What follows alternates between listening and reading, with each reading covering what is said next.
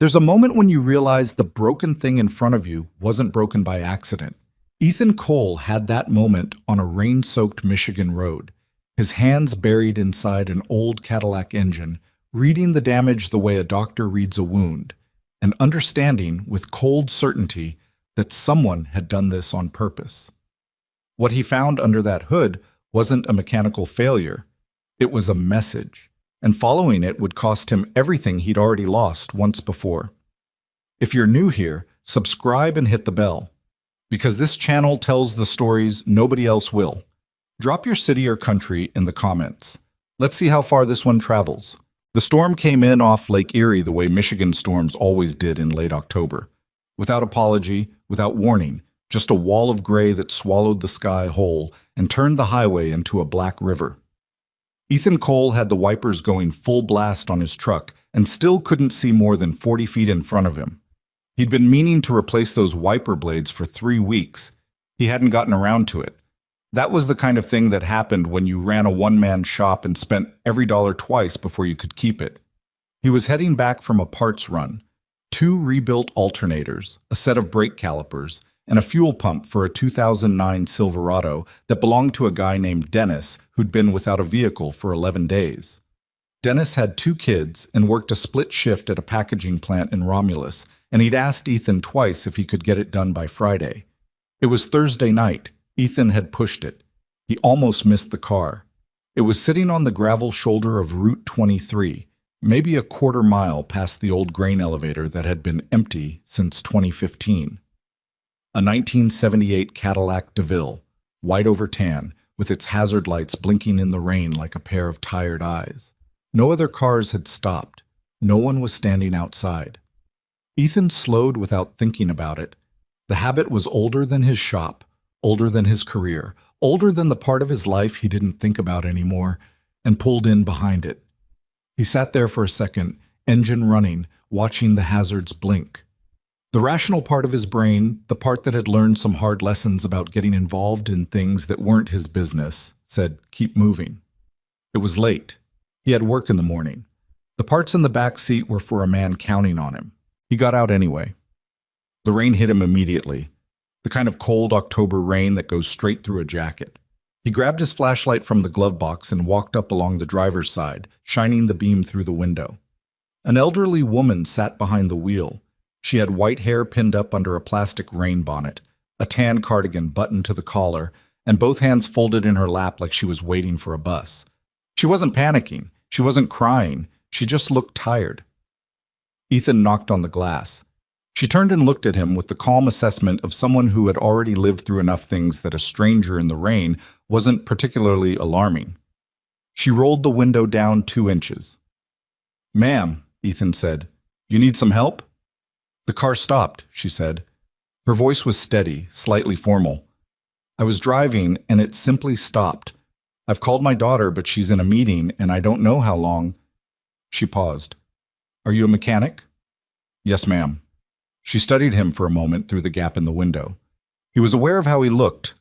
Work jacket soaked through, old Detroit Tigers cap dripping, hands that were never quite clean no matter how much he scrubbed them. Not exactly reassuring. "There's a flashlight in the glove box," she said finally, as if she'd made a decision. "And the hood release is on the left side under the dash." Her name was Margaret Vale, she told him through the window while he worked. She was 74. She'd had the Cadillac for 31 years, bought it used from an estate sale in Grosse Pointe, kept it running through what she called stubborn persistence in a very good shop in Birmingham that had unfortunately closed 2 years ago. She drove it to her garden club on Tuesdays and to her sister's house in Ann Arbor twice a month. She did not, she said with a kind of quiet firmness, intend to replace it. "Don't blame you," Ethan said. "These old DeVilles were built right. People don't understand how well they were built." "My daughter thinks it's embarrassing," Margaret said. "She drives something German, very angular. I find it cold." Ethan smiled despite himself and bent back under the hood. The rain was coming down harder now, and his flashlight beam moved across the engine the way it always did when he first opened something up. Systematic, patient, reading what was there.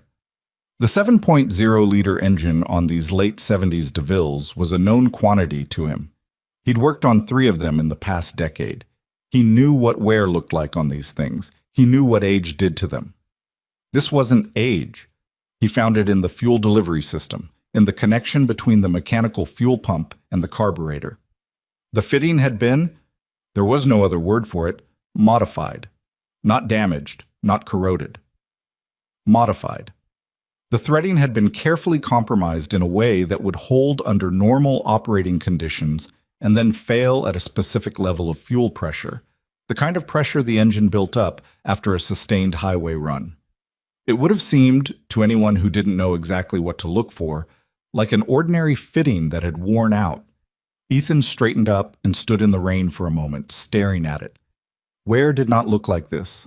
Corrosion did not look like this. He'd seen both for 25 years, first in engineering labs and then on shop floors, and then in his own garage. And neither of them produced this particular pattern of threading failure. This was deliberate. Someone with mechanical knowledge, real mechanical knowledge, not shade tree knowledge, had done this by hand, carefully, with the right tools, in a way designed to fail on a timer. The question that came immediately after that thought was, why would anyone do this to a 74-year-old woman's garden club car? He didn't have an answer. He put the thought in a back corner of his mind the way he put difficult things, not discarding it, just setting it aside until he had more information, and focused on the repair. He had what he needed in his truck. He always carried a general kit because he was constitutionally incapable of driving past a broken-down vehicle without stopping, a quality that his ex-wife had called admirable in theory and exhausting in practice. The repair took 22 minutes in the rain. When he was done, the DeVille started on the first crank, the big engine settling into the low, authoritative idle that those motors were known for. Margaret let out a small sound through the cracked window that might have been relief and might have been simple satisfaction. She tried to pay him. She had her wallet out before he even came around to the driver's side, and she was holding 2 $50 bills with the matter-of-fact directness of a woman who settled her debts promptly. "I appreciate it," Ethan said, "but I'm good." "That's not a reasonable position," Margaret said. "No, ma'am, but it's the one I've got. Make sure you get someone to look at the rest of that fuel system before you take another long drive. There's a shop called Riverfront Auto on Granger. Tell them Ethan sent you." She gave him a long look that he couldn't quite read. "What's your last name, Ethan?" "Cole." She wrote it down on a small notepad she produced from her purse. The kind of woman who carried a notepad. He appreciated that. He followed her in his truck for 4 miles until she turned into a neighborhood with wide streets and old oak trees, and then he drove back out into the rain and pointed himself toward home. Dickem. He lived above the shop. Technically, it was an apartment. Technically, it had a separate entrance, but the truth was, it was a converted storage space that he drywalled and insulated himself 7 years ago when the divorce was finalized, and he needed somewhere cheap to land. It had a good kitchen. He'd put real money into the kitchen, because cooking was the one thing he did that had nothing to do with engines or failure or the past, and a bedroom with a window that looked out over the shop floor below, which meant he sometimes fell asleep watching the outlines of whatever project was waiting for him down there. He showered, heated up leftover soup, and sat at his kitchen table with a beer he didn't particularly want, because sitting with a beer at the kitchen table was what he did when something was sitting wrong in his head, and he needed his hands to have something to do. The fuel fitting. He kept coming back to it. The threading pattern. The deliberateness of it. He'd been an automotive engineer for 11 years before everything fell apart. Suspension systems, drivetrain integration, eventually some early work on driver assistance platforms before those were called anything fancy, and he knew the difference between failure and manufacture. What he'd found in Margaret Vale's Cadillac was manufactured. Someone had sat down with that fitting and intentionally weakened it in a specific, calculated way. The problem was that it made no sense. The car was 31 years old. It was worth maybe $8,000 on a generous day. Margaret Vale was a woman with a garden club and a sister in Ann Arbor. Who sabotages a car like that, owned by a woman like that, and why? He went to bed without an answer and lay there listening to the rain on the roof and the occasional sound of a truck on the highway 2 blocks over, and eventually he slept. His phone rang at 11:47 p.m. He had it on his nightstand and he saw the screen light up in the dark. Unknown number, Michigan area code. He let it ring twice, which was his standard practice for unknown numbers at that hour, and then something, instinct or the leftover unease from the evening, made him pick it up. "Is this Ethan Cole?" The voice was a woman's voice, controlled and precise, with the particular quality of someone who was used to managing how she sounded in high-pressure situations. "Depends who's asking." A pause, brief, but he caught it. "My name is Victoria Vale. I believe you helped my mother this evening." Ethan sat up. "Yes. How's she doing?" "She's fine. She's asleep." Another pause, longer this time. "Mr. Cole, I'd like to ask you some questions about what you found in her car, if that's all right." He turned the lamp on. "What kind of questions?" "The kind that I'd rather ask in person," Victoria said. "But that can't wait until morning. My mother said you were hesitant to take payment. She also said you had her write down your name. Both of those things make me inclined to trust you. I want you to know I'm not inclined easily." "All right," Ethan said. "She also told me what you said about the fuel system, that there was something wrong with it beyond ordinary wear." A beat. "I need to know exactly what you found." "A modified fuel pump fitting," Ethan said. He wasn't going to soften it. "The threading was compromised, not by use, not by corrosion. By hand, with tools, by someone who knew what they were doing. It was designed to fail under sustained highway pressure, on a long trip, like the drive to Ann Arbor." He let that sit for a second. "Does your mother take that drive regularly?" The silence on the other end lasted long enough that he thought the call might have dropped. "Every other Sunday," Victoria said. Her voice had shifted. Something underneath the control had moved. "I thought you should know that," Ethan said. "Yes." She cleared her throat. "Yes, I can see why you'd want me to know." Another pause. "Mr. Cole, I'd like you to come to our facility tomorrow, the Vale Automotive Headquarters and Testing Center in Dearborn. I want you to look at something." "What kind of something?" "I'd rather show you in person." He thought about Dennis's Silverado, about the brake calipers sitting in the back seat of his truck, about the stack of work orders on his desk that had been sitting for 2 weeks. He thought about the threading pattern on that fuel fitting and the particular kind of unease that had been following him since he found it. "What time?" he said. 8 o'clock. "I'll be there." He set the phone down on the nightstand and sat in the lamplight for a while. Outside, the rain had eased to a drizzle.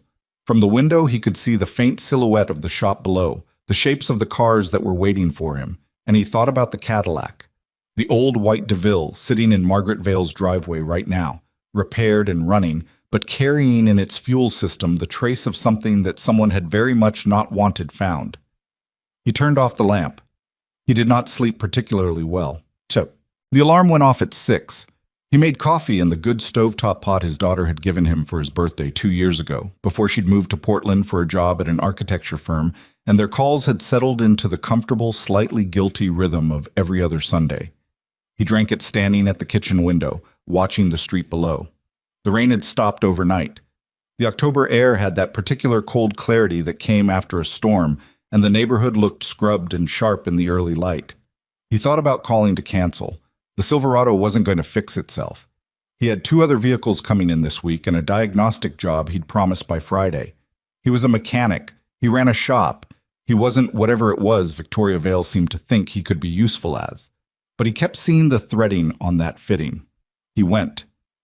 The Vale Automotive Complex sat off the Southfield Freeway in a stretch of Dearborn that had been quietly redeveloping for the past decade, modern buildings pushing up through the industrial landscape like something trying to become the future before the city had finished being the past. The main building was steel and glass, cleanly designed without being showy, and there was a separate testing facility set back from the road behind a security gate that looked newer than the rest of the complex. A security guard at the front desk had his name on a list. That was the first indication that Victoria Vale was organized. The second was the fact that she was waiting for him in the lobby instead of making him sit. She was 41 or 42, he guessed, close to his own age, and she had the kind of composed, watchful presence that comes either from very good upbringing or from years of learning to read rooms fast. She was dressed plainly, dark blazer and slacks, no jewelry except a watch that was functional rather than decorative. She shook his hand without the social performance that executives sometimes gave to people they considered beneath them, which he noted. "Mr. Cole, thank you for coming. You said it couldn't wait." "I did." She gestured toward a corridor behind the desk. "This way." She walked fast. He kept up. "Did you sleep?" he asked. She glanced at him sideways. "A few hours." "Me either." They passed through a badge access door into a wider corridor, and she slowed slightly, dropping her voice. "Before I show you what I want to show you, I need to tell you something, and I need you to understand I'm not accusing you of anything when I say it." "Okay." "When I first heard what my mother told me about the car, my first thought was that you might have been involved, that finding the problem might have been a way to get access to our family, our company." She said it directly, without embarrassment. "I had my security team look into you last night." "I figured," Ethan said. "You figured. You're a CEO. Someone messes with your mother's car and then a mechanic conveniently shows up and finds it?" "Yeah, I figured." She stopped walking and turned to look at him. "What they found was that you were an automotive engineer at Meridian Systems until 2009, that your division was shut down after an internal investigation into data falsification on a structural analysis project, that you were included in the termination even though the investigation never formally charged you." She paused. "And that you've been running a one-man repair shop in Inkster for the past 14 years. "That's accurate," Ethan said. "The data falsification." "I didn't do it." He said it flatly, without heat. He'd had enough years with that statement to have removed the emotion from it. "I know that's what people who did it say. I don't have a way to make you believe me that I didn't, but I didn't." She studied him for a moment. "I know," she said. He blinked. "I know you didn't," she said. "We found that too. Keep walking." She pushed open a door at the end of the corridor, and they stepped into a large room that smelled like new rubber and electronics. A testing bay, half the size of a football field, with a full-scale prototype vehicle sitting under bank lights in the center. It was a sedan, but sleek, low, with sensor clusters built into the hood and roofline that marked it immediately as an autonomous platform. Around it were workstations, diagnostic displays, and two engineers who looked like they had also been there all night. "This is the Valerian," Victoria said, "our autonomous vehicle. We launch in 8 weeks. It's the biggest product release in our company's history." She walked toward the prototype slowly. 3 weeks ago, our lead systems engineer flagged an anomaly in the steering response data. We ran diagnostics, everything checked out. 2 weeks ago, it flagged again, and last week, during a closed-course test at 55 miles per hour, the vehicle experienced a steering failure that the system didn't predict and couldn't correct. "Anyone hurt?" Ethan asked. "The test driver got the car stopped. He was shaken, not hurt." She stopped beside the prototype and looked at him. "Mr. Cole, I want you to look at these systems, not our engineers. They've been looking at it for 3 weeks, and they're getting nowhere. I want someone from outside, someone with no connection to this project, to look at what's in here." She paused. "My mother's car was tampered with. Last night that seemed like a separate problem. This morning I'm not so sure." Ethan stood in front of the Valerian and looked at it. Under the bank lights, the sensor clusters on the hood cast small shadows, and the vehicle had the particular air of something that had been worked on by a lot of people with a lot of money and very high stakes. "I'm a small shop mechanic," he said. "You were a systems engineer," Victoria said, "and you found in 20 minutes what I couldn't find in a month." She met his eyes. "I'm asking you to look." He looked at the prototype for a long moment. Then he looked at his hands. The permanently stained knuckles, the calluses, the small scar on his right thumb from a slipped socket wrench in 2018. "I'll need full system access," he said. "Documentation, architecture diagrams, the raw data from all 3 anomaly events. And I need to be left alone while I work. No one looking over my shoulder, no one explaining things to me before I've had a chance to see them clean. Done. And I need to call my shop. I've got a man waiting on his truck." Victoria Vale almost smiled. It didn't quite make it all the way to her face, but it got close. Of course, she said. Ethan pulled out his phone and dialed. The car was quiet around him, and somewhere in the testing bay, one of the engineers had started typing, and outside the October sun was working on the wet pavement, and inside Ethan Cole's chest, something that had been dormant for a very long time was doing something that felt uncomfortably like waking up. The engineers gave him a workstation in the corner of the testing bay, away from the prototype, away from the main cluster of monitors where Vale's own team had been grinding through the same data for 3 weeks. Victoria had been clear with them, direct, almost blunt in the way she delivered instructions, that Ethan was to have read access to everything: architecture files, sensor logs, the raw telemetry from all 3 anomaly events, the original system design documentation going back to the Valerian's first engineering phase 4 years ago. One of the engineers, a younger guy named Preston, who had the particular tight-jawed expression of someone who didn't appreciate an outsider being handed the keys, had started to say something about proprietary protocols. Victoria had looked at him once, and he'd stopped. Ethan appreciated that she didn't make a production of it. He spent the first 40 minutes just reading. Not the diagnostic summaries, not the incident reports, the original architecture documents, the foundation. When you were trying to understand why something was failing, you didn't start with the failure. You started with the intent. You read what the people who built it believed they were building, and then you compared that belief against what was actually there, and the gap between those two things was usually where the truth lived. The Valerian steering integration was a layered system, a conventional mechanical column backed by an electronic control unit that could override inputs in emergency situations, with a sensor array feeding real-time road data into a prediction model that was supposed to anticipate corrections before the driver needed to make them. It was elegant in concept. The documentation was clean and detailed, which told him the original engineering team had been competent. Good documentation wasn't glamorous, but it was the mark of people who understood that the next person to look at their work might need to understand it fast, under pressure, without them in the room to explain. He read the telemetry from the first anomaly event, then the second, then the third, the one that had produced the actual steering failure on the test course. He went back to the second event. He went back to the first. Something was nagging at him, a pattern that wasn't quite a pattern, or rather, a pattern that was trying to look like something else. He pulled up the raw sensor data rather than the processed output, and started going through it manually, which was the kind of thing that made sense to him and would have been considered deranged by most of his former colleagues who trusted the processing layer completely. The processing layer was the point, they would have said. Why would you go around it? Because the processing layer could be told what to show you. It took him another hour to find it. When he did, he sat back in the chair and looked at the ceiling for a moment, because the thing he'd found was not a bug. It wasn't a design flaw. It wasn't a calibration error or a sensor malfunction or any of the ordinary things that went wrong with complex systems. What he'd found, buried in the signal processing chain between the road sensor array and the control unit, was a piece of code that did not belong there. A small module, written in a slightly different style than the surrounding architecture, subtle enough that you'd have to be looking for inconsistency, not just error, to catch it. It sat inside the system like a passenger who'd bought a ticket under a false name. It processed the sensor data before the control unit could act on it, and under specific conditions, vehicle speed between 50 and 60 miles per hour, a particular load profile on the steering column, a specific duration of highway-type travel, it introduced a calculated delay into the emergency override signal. Not a big delay. 90 milliseconds. In ordinary life, 90 milliseconds was nothing.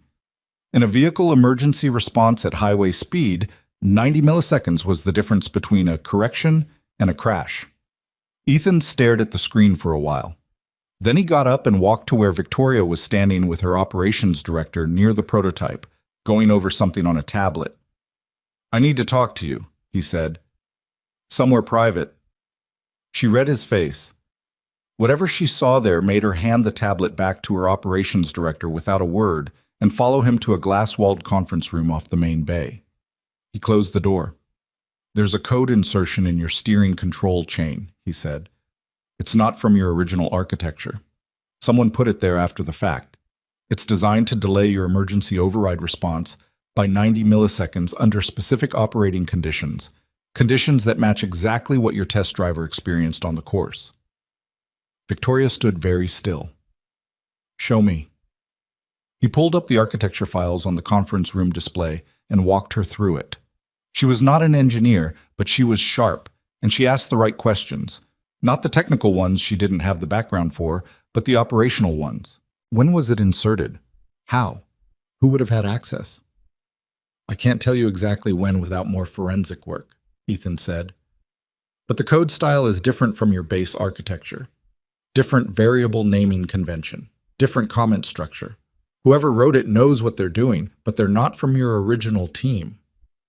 How do you know that? Because your original team documents consistently. Whoever wrote this doesn't comment their code the same way. Small thing, but it's like handwriting. You write the same way every time without thinking about it. And when someone else tries to copy your document, the spacing is a little off. He paused. And there's something else. Victoria waited. The conditions this code activates under, Ethan said, speed between 50 and 60, specific steering load, sustained highway travel. Those are the same general conditions your mother's car was set up to fail under. A fuel delivery failure on a highway run. Different system, different vehicle, different method. But the thinking is the same. Create a failure that looks like an accident. Create it at speed on a road in conditions where an investigation is going to start with mechanical wear, not sabotage. The room was quiet for a moment. Through the glass wall, he could see the Valerian sitting under the bank lights, and Preston at his workstation, and the orderly activity of the testing bay going on as if nothing in the world was wrong. Someone is trying to destroy this launch, Victoria said. It wasn't a question. Someone is trying to destroy the launch, and they're willing to kill people to do it, Ethan said. That's different from corporate sabotage. That's a different level of intent. She turned away from him and stood at the window looking at the prototype. He gave her a moment because some information needed a moment before you could function around it. Who has access to your system architecture? He said. Not the testing facility, the software layer. Who can get into the control systems? Our engineering team. 12 people on the Valerian project specifically. She paused. And the board has oversight access through our chief technical officer. Nominal access, technically. It's for governance reporting. They're not supposed to use it for anything operational. Who on the board? She turned back. Her face had settled into something harder. I need to make some calls before I answer that. Victoria. He waited until she looked at him directly. While you're making calls, no one else runs this vehicle. Not a test, not a systems check, not a low-speed pass around the parking lot. Nothing. Is that clear? She held his gaze.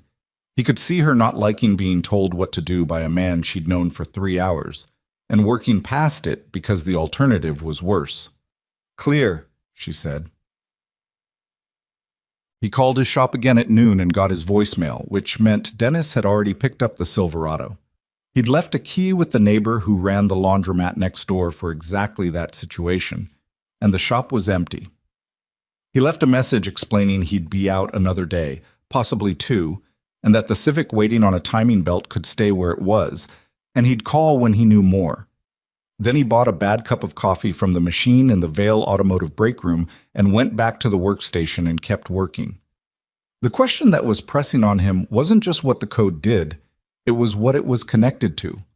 A piece of inserted code didn't insert itself. It arrived through an access point, and it had been there long enough, at least 3 weeks based on the first anomaly, that it had survived 3 separate diagnostic sweeps by a competent team without being found. That didn't mean it was invisible. It meant someone who knew the diagnostic protocols had designed it to pass them. That was a specific kind of knowledge. He started pulling access logs. The system kept them. Every login, every file access, every change, though the logs for the period he cared about most, the 6 weeks before the first anomaly, had a gap. 4 days in late September where the log entries dropped to almost nothing. Not 0, and 0 would have been obviously wrong. Just sparse. The kind of sparse that happened when a system was under maintenance, or when someone with administrative access had cleaned the record and hadn't quite understood how completely you needed to do it to fool someone who was looking. He noted it and kept going. At 2 in the afternoon, Victoria came back to his workstation with a coffee that was marginally better than the break room machine and a look on her face that had seen something unpleasant. "I talked to our IT security director," she said, keeping her voice low. "Off the record, I asked him about the board access." "And?" "Nominal access is supposed to be read-only. Governance documents, performance dashboards. It's not supposed to touch the engineering systems." She set the coffee down on the desk. "But 2 months ago, our CTO, Lawrence Garth, petitioned the board to expand the technical oversight access. He framed it as a fiduciary responsibility thing, better visibility into the Valerian project given the stakes." She paused. "The board approved it. Garth and 2 board members now have elevated technical access, administrative level." "Names," Ethan said. "Richard Blackwell. He's the board chairman. And Marcus Hale, former executive. He stepped down from operations 3 years ago but kept his board seat." She said the names with a flatness that told him she'd been sitting with something uncomfortable. "Blackwell has been a board member for 9 years. Hale was our VP of Strategic Development before he left operations." Ethan looked at the access log gap on his screen. "Is Marcus Hale connected to Meridian Systems?" The question came out before he'd fully decided to ask it, but it had been sitting in him since that morning, the connection he wasn't quite ready to name yet, because naming it meant something that felt large and inconvenient and personally costly. Victoria frowned. "Why?" "Meridian Systems, Dearborn-based automotive engineering firm, shut down in 2009 after an internal investigation into data falsification on a structural analysis project. 11 people lost their jobs." He kept his voice level. "I was one of them. I didn't falsify the data. I was shut out before I could prove it, and the investigation closed before my team's objections were formally heard." She was watching him carefully now. "You think there's a connection between what happened to you and what's happening here?" "I think someone has been doing this for a long time," Ethan said, "creating technical failures that look like accidents, inserting them into systems, waiting for the right moment." He turned back to the screen. "If Marcus Hale had any connection to Meridian in 2009, I'd like to know about it." Victoria left again. He went back to the logs. What he found in the next hour didn't make him feel better. The administrative access granted to Blackwell, Hale, and Garth had been used. But the usage records were thin in the same way the maintenance logs were thin. Cleaned up. Not completely, because whoever was doing it was thorough, but not perfect, and thoroughness had limits. There were traces. Residual entries that hadn't been cleared because they sat in a secondary log that the cleanup hadn't touched. Small files transferred out. A system parameter adjusted and then readjusted. The kind of digital fingerprints that required knowing where to look and what counted as significant. Ethan printed everything he found and put it in a folder because he didn't entirely trust this building's network. Preston appeared at his shoulder at around 4 o'clock, in the way that people who resent you sometimes appear. Not to help, but to see if you've failed yet. "Find anything?" Preston said, with the inflection that meant he expected the answer to be no. "A few things," Ethan said. Preston glanced at the screen. "Those are access logs. That's not engineering data." "I know what they are." "Our security team already reviewed the access logs. They flagged nothing." Ethan looked at him. Preston was maybe 30, well-credentialed, the kind of engineer who'd gone from a good school to a good company and never had a reason to learn how to read the space between things, because the things themselves had always been clearly labeled. He wasn't a bad engineer, he was just young in a specific way. "Your security team was looking for unauthorized access," Ethan said. "They were looking for someone who got in when they shouldn't have. I'm looking for someone who had permission and used it wrong. Those are different searches." Preston opened his mouth, closed it, and left. Ethan went back to the logs. By 5 o'clock, he had enough of a picture to understand the shape of what had happened, even if he didn't have all the pieces. The code insertion had come through the elevated administrative access. The maintenance window in the logs corresponded to a period when Garth had filed a routine system update notification, a notification that would have granted temporary elevated write access to the engineering systems. The notification was legitimate on its face. The window it created had been used for something that wasn't in the notification. The Valerian wasn't just a product, it was a stock event. The kind of launch that moved share price by 20–30% if it went well, or sent it into free fall if it didn't. A public failure to a crash, an injury, a safety recall on a high-profile autonomous vehicle launch would crater Vail Automotive's value in days. Someone who knew the failure was coming and had positioned themselves to buy the stock after the drop would make an extraordinary amount of money. And if that same someone had also maneuvered to remove the current leadership in the chaos that followed, they'd walk into a devalued company with enough votes to restructure it however they liked. It was not a new scheme.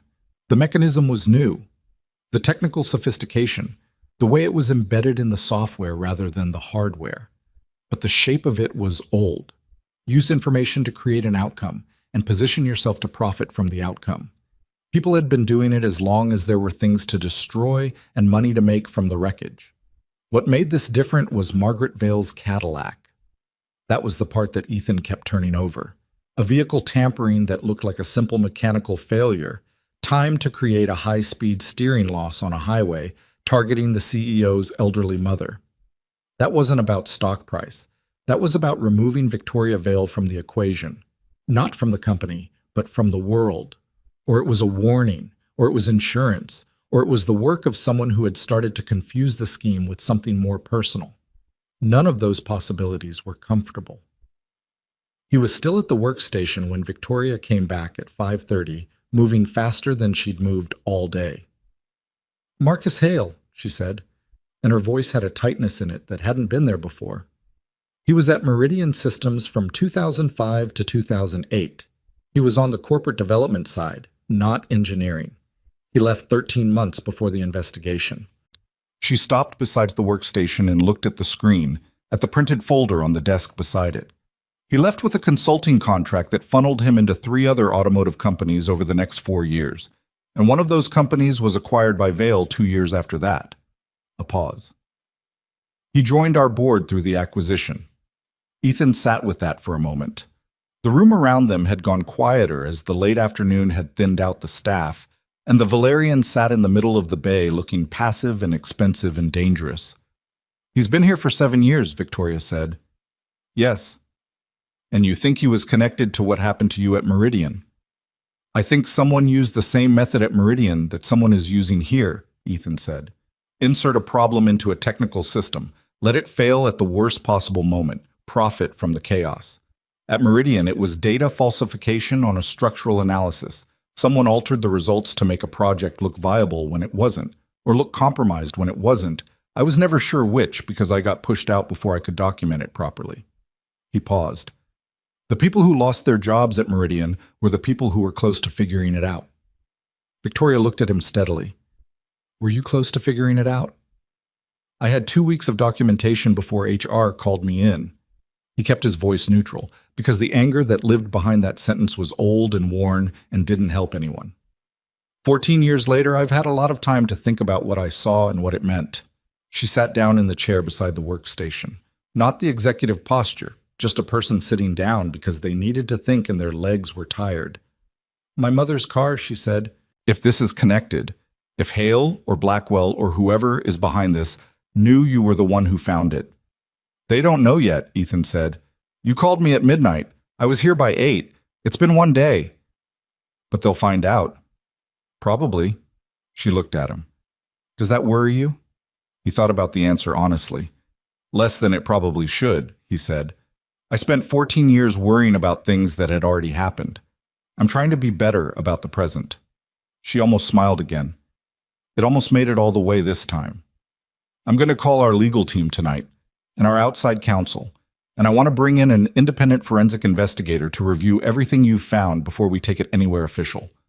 "That's smart," Ethan said. "I'm also going to increase security on my mother's house."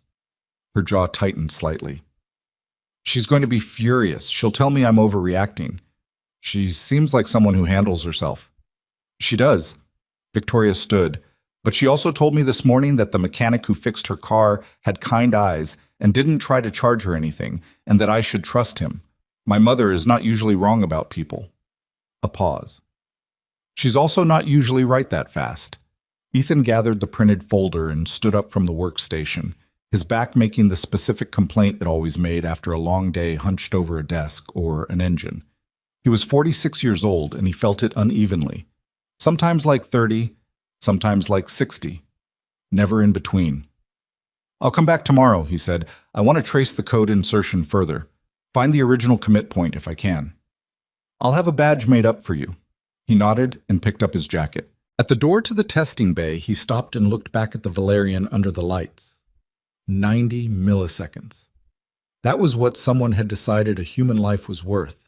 A 90-millisecond delay, buried where no one would think to look, waiting for the right conditions like a trap waiting for a footstep. He thought about the fuel fitting on Margaret Vale's Cadillac, the precision of it, the patience. Whoever was doing this had been doing it for a long time, and they were good at it, and they had not yet had reason to believe anyone was looking at them from an angle they hadn't anticipated. Ethan Cole walked out into the parking lot. The October evening had gone cold and clear, and his truck was sitting where he'd left it that morning, patient and ordinary, and his. And he got in and drove back to Inkster and the apartment above the shop, and the life he'd built from what was left after everything else had been taken. He did not sleep well again. But this time the thing keeping him awake wasn't unease.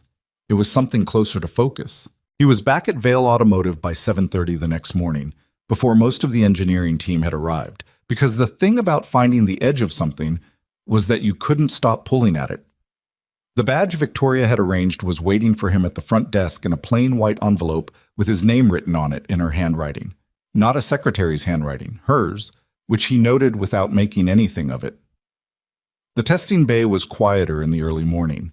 The Valerian sat exactly where it had been the night before, untouched, the way he'd asked. He'd half expected to come in and find someone had run a diagnostic check on it overnight, the way people always found reasons to do the thing you'd asked them not to do when they didn't fully understand why you'd asked.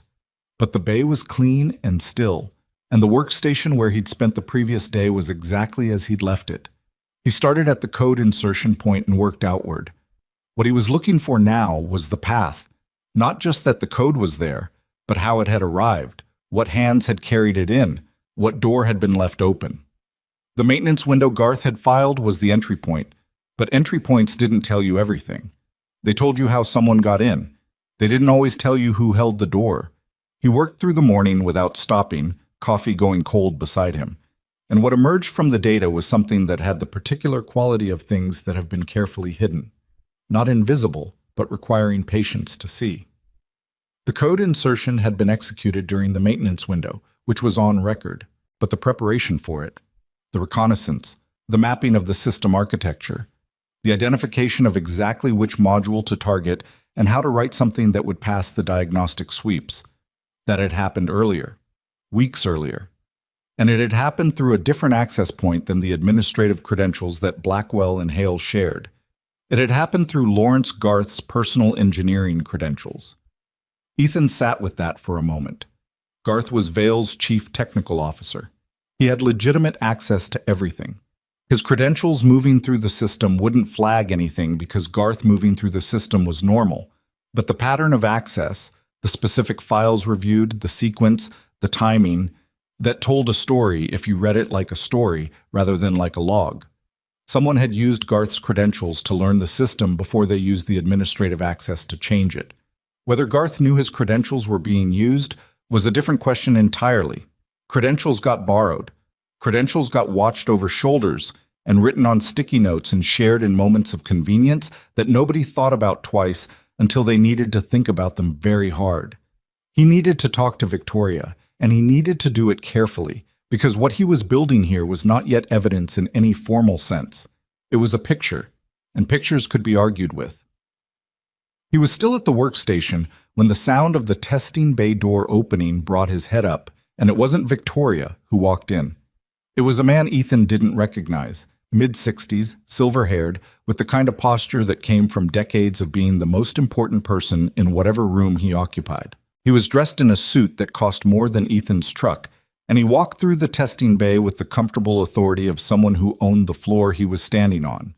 2 steps behind him came another man, younger by maybe 15 years, broader across the shoulders, with a watchfulness that read less like an executive and more like someone accustomed to managing exits. They stopped in the middle of the bay. The silver-haired man looked at the Valerian.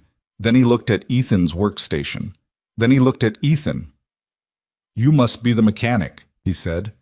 The word mechanic landed with a very specific weight. Not insulting exactly, more like a category. The tone that meant, "I know what shelf you belong on." "Richard Blackwell," the man said, extending his hand across the space without moving toward Ethan, presenting the name like a credential. "Board chairman, and this is Marcus Hale." Ethan stood up from the workstation slowly. He shook Blackwell's hand. He shook Hale's hand. Hale's grip was firm and dry, and his eyes, when they met Ethan's, had the quality of a man taking inventory. "I heard Victoria brought in outside help," Blackwell said, moving past the handshake and toward the prototype with the ease of someone comfortable dismissing conversations. "Given the situation with the Valerian, I understand the impulse, though I'd have thought she'd call someone with current industry experience." He glanced back at Ethan. "You've been running a repair shop in Inkster?" "That's right," Ethan said. "And before that, you were at Meridian." Ethan kept his face neutral. "Before that." Hale had moved to the other side of the workstation and was looking at the screens without touching anything. Ethan watched him look. Hale was good. He was scanning without appearing to scan, the way practiced people did when they were gathering information and didn't want you to see them doing it. "The Valerian project is a sensitive matter," Blackwell said, turning back from the prototype. "Proprietary technology, significant pre-launch security protocols. I want to make sure Victoria has thought through the implications of bringing an outside contractor into the system architecture at this stage." "You'd have to ask Victoria about that," Ethan said. "I'm asking you." "I know." He met Blackwell's eyes. "I still think you should ask Victoria." There was a beat of silence. Blackwell smiled, the smile of a man who rarely got that answer and was deciding how he felt about it. "We're also on the board's technical oversight committee," Hale said. His voice was quieter than Blackwell's, more considered. "We have a governance responsibility to understand what's happening with the Valerian systems, particularly given the anomalies." He paused. "What have you found?" "I'm still working through it," Ethan said. "Surely you have some preliminary findings." "Preliminary findings aren't findings," Ethan said. "I don't report preliminary. When I have something complete, I'll report it to Victoria." Hale looked at him for a moment longer than was comfortable. Then the door at the far end of the bay opened and Victoria walked in, already in motion, already reading the room. Her eyes went to Blackwell and Hale, and then to Ethan, and then back to Blackwell with the practiced neutrality of someone recalibrating on the move. "Richard," she said. "Marcus, I didn't know you were coming in today." "Board members don't generally need appointments," Blackwell said pleasantly. "No, of course not." She came to stand beside the workstation, which put her physically between Ethan and the two men in a way that might have been accidental and probably wasn't. "I would have appreciated a call, though. There are security protocols around the Valerian Bay, which we have full access to under the expanded technical oversight provisions," Hale said. "Smooth, rehearsed in the way that things sound when they've been said in a mirror." "Of course." Victoria's voice matched his smoothness and raised it slightly. "Have you had a chance to look around?" "We were just getting acquainted with Mr. Cole," Blackwell said. He looked at Ethan one more time, the inventory look that Hale had started and that Blackwell was completing. "Interesting choice for a systems investigation." "He found the problem," Victoria said. "That usually settles the question of whether someone is an interesting choice." Blackwell's smile didn't waver. "Keep us posted, Victoria." He looked around the testing bay once more, at the Valerian, at the workstations, at the printed folder sitting closed beside Ethan's keyboard. Then he nodded to Hale and they walked out the way they'd come in, unhurried, the door closing behind them with a sound that was quieter than it should have been. The bay was still for a moment. "How long were they here before I came in?" Victoria said. "Maybe 5 minutes. They introduced themselves." Hale looked at my screens. "What was on the screens?" "Access logs. Same thing I've been in all morning." He paused. "They came to see what I had." "I know." Her jaw was tight. "My assistant called me the second they badged in. I got here as fast as I could." She looked at the door. Blackwell doesn't come into the facility. He hasn't been on this floor in 8 months. I checked the badge log after they left. 8 months? Ethan said. The Valerian project started 4 years ago. He's toured the facility twice. Both times were board presentations. Formal, scheduled, the whole team present. She turned back to him. He came in today because of you. Because someone told him about me, Ethan said. Which means someone inside this building reported to him. Probably last night. Victoria looked at the workstation, at the folder, at the bay around them, the ordinary activity of morning starting up, engineers filtering in at their stations, the refrigerated hum of the server racks along the far wall. Who can I trust in here? She said. It wasn't a rhetorical question. She genuinely wanted the answer. I don't know yet, Ethan said honestly, but I need to talk to Lawrence Garth today. Garth was in his office on the 3rd floor, which was a glass and steel room with a view of the testing facility below, and a desk that was buried under the organized chaos of an engineer who'd become an executive and hadn't fully committed to either. He was 50, heavy-set, with reading glasses pushed up on his forehead, and the distracted quality of someone whose brain was running 3 conversations simultaneously. He looked up when Victoria came in with Ethan, and his face did several things in quick sequence. Recognition of Victoria, assessment of Ethan, and something underneath both of those that might have been anxiety, and might have been guilt, and might have been simple tiredness. It was hard to tell. People who worked under pressure looked anxious the way people with colds looked feverish. Lawrence, Victoria said, this is Ethan Cole. He's been reviewing the Valerian system issues. I heard, Garth said. He didn't stand. Preston told me. Said you were in the access logs. I was, Ethan said. He sat down in the chair across from the desk, the one you'd sit in if you were a subordinate reporting to Garth, and Garth registered that choice without commenting on it. I need to ask you about the maintenance window you filed 6 weeks ago, the system update notification. Garth took his glasses off his forehead and set them on the desk. What about it? It was a routine notification, but it created a 4-hour write access window to the engineering systems.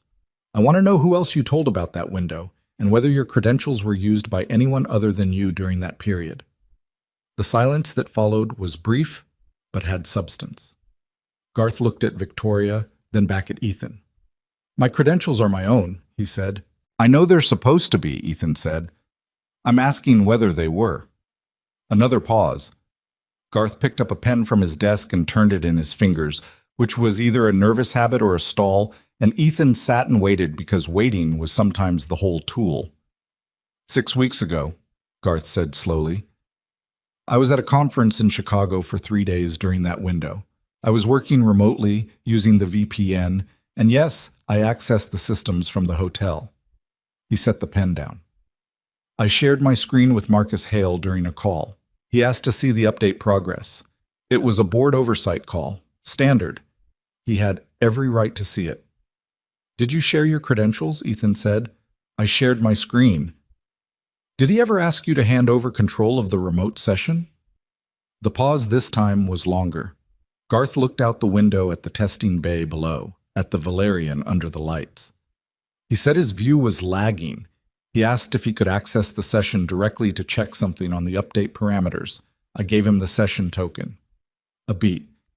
It was 2 minutes. He looked at the update parameters and gave it back. He had your credentials for 2 minutes, Ethan said. A session token, not my... Garth stopped. He was an engineer. He understood, as the words were leaving his mouth, what a session token meant in terms of access. He'd known it the whole time and hadn't known he knew it. The way people buried the implications of things they didn't want to examine. He used it, Garth said. It came out flat. I think so, Ethan said. I can't confirm that without a forensic review that goes deeper than what I've done, but yes, I think the access pattern in the logs during that window is consistent with someone using your credentials to map the system architecture. Specifically, the steering control chain. Garth put both hands flat on the desk. He stared at them. I've been trying to find that fault for 3 weeks, he said quietly. My team has been in that code every day. We ran 4 complete diagnostic sweeps. The insertion was designed to pass your diagnostics, Ethan said. Whoever wrote it knew your protocols. Because they had my credentials, Garth said. Because they used my access to learn the system well enough to hide something inside it. He looked up at Ethan. The distracted quality was gone. He looked tired and angry, and like someone who had just understood something he was going to have to live with. They used me. Yes, Ethan said. I don't think you were complicit. But I need you to understand what that means for what comes next. If we take this to the board, Hale and Blackwell are on the board. If we take it to law enforcement, they'll lawyer up, and the first thing they'll argue is that the access came through your credentials, and you're a more convenient story than they are. Garth sat with that. So what do we do? He said. We document everything, Ethan said. Every piece of what I've found, every conversation, everything you just told me. We get it in front of independent investigators before we move it anywhere else. We build a record that's so complete that the convenient story doesn't hold. That afternoon was the kind of afternoon that felt like it lasted 3 days. Victoria's outside counsel arrived at 2. A woman named Diane Reeves, who had the brisk, unsentimental quality of someone who'd spent 30 years in corporate litigation and had no patience for things that didn't move forward. She went through Ethan's printed materials and his screen captures and his notes from the access log review with the focused efficiency of someone performing triage, asking questions that were pointed and exact, and that told him she was already thinking about what would survive a challenge. This, she said, tapping the access log gap, this is your strongest piece. The cleanup is documented in its own failure. Whoever scrubbed the logs didn't know about the secondary retention layer. That's what I thought, Ethan said. And the code insertion. She looked at the architecture printouts. You're confident this is not a native element of the system? Yes, the style is inconsistent with the base architecture and the function it performs has no legitimate operational purpose. There's no scenario where you'd want to delay an emergency override by 90 milliseconds. None. The session token conversation with Garth, she said. We'll need that in writing, a formal statement. He'll give it, Victoria said. She was sitting at the end of the conference table, having said relatively little for the past hour, which Ethan had come to understand was her mode when she was processing something serious. She spoke less when it mattered more. He's already asked to, Diane made a note. The Meridian connection is useful background, but it's not evidence of anything actionable in itself. What it does is establish a pattern. Same methodology, different target, 14 years apart. That's meaningful to a jury. It's not meaningful to a warrant application. She looked at Ethan. You said you had 2 weeks of documentation before you were terminated. Yes. Do you still have it? He thought about the brown accordion folder in the bottom drawer of his desk at the shop. The one he'd moved 4 times over 14 years and never thrown away. Not because he thought it would ever matter again, but because throwing it away would have felt like agreeing that what happened had been his fault. Yes, he said. Diane looked at him over the top of her glasses. I'd like to see it. He drove back to Inkster, opened the shop for an hour and a half, called 2 customers with updates, replaced the cabin air filter on a 2017 Honda CR-V whose owner had been waiting a week, and then went upstairs and pulled the accordion folder from the bottom drawer and stood in his kitchen holding it for a minute before putting it under his arm and going back to the car. The papers inside were 14 years old. Some of the pages had gone a little yellow at the edges, and his notes in the margins were in the handwriting he'd had before he'd started writing everything smaller, the compressed efficiency of a man trying to fit more onto less space. He'd documented 3 months of anomalies in the Meridian structural analysis data. Small discrepancies that grew into medium discrepancies that grew into a pattern that only made sense if someone was adjusting the outputs deliberately. He'd flagged it to his supervisor twice. He'd flagged it to the division head once, in an email that he had a copy of, and the division head had told him to rerun the baseline calibration and stop worrying about it. 3 weeks later, the internal investigation had opened, and the shape of it had made immediately clear that the investigation was not looking for what Ethan had found. It was looking for something it had already decided to find. He handed the folder to Diane Reeves at 4:30 in the afternoon and watched her go through it page by page. She was quiet for a long time. The email to your division head, she said, 2 weeks before the investigation opened. Yes. Your division head at Meridian at that time was a man named Alan Corby, she said. It wasn't a question, she'd already looked this up. Corby left Meridian in 2010. He's been a consultant to 7 companies in the past 12 years. She looked up from the folder. 3 of them had board-level connections to Marcus Hale. The room went quiet in the particular way that rooms go quiet when several people have just understood something at the same time. Victoria stood up from her chair and walked to the window. Outside, the afternoon had gone gray, thin clouds moving in from the northwest, and the parking lot below was half empty in the way of late Friday afternoons. She stood there for a moment with her back to the room. "How long has this been going on?" she said. It was barely a question. "At least 14 years, Ethan said. "Probably longer." Meridian wasn't necessarily the beginning. She turned around. Her face had the look of someone who had been holding something together by sheer organization and competence, and had just been shown that the thing she was holding was larger than she'd understood. They've been doing this to companies for over a decade, using technical access to create failures, positioning to profit from the collapse, moving on.